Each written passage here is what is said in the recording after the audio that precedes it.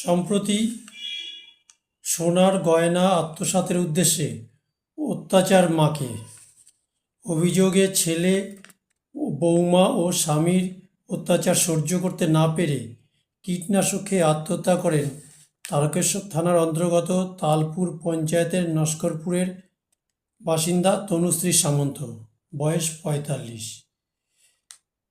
ওই মহিলা মৃত্যুর খবর পেয়ে তনুশ্রীর বাপের বাড়ি গুরব থেকে ছুটে আসেন পরিবারের সদস্যরা।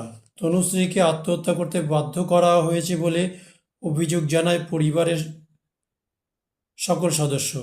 অভিযোগের পর বেপাত্তা হয়েছিল তনুশ্রীর স্বামী ও ছেলে।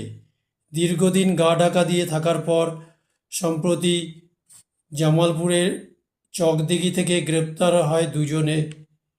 ধৃত স্বামীর নাম বঙ্কিমচন্দ্র সামন্ত আর ছেলের নাম সৌম্যদীপ।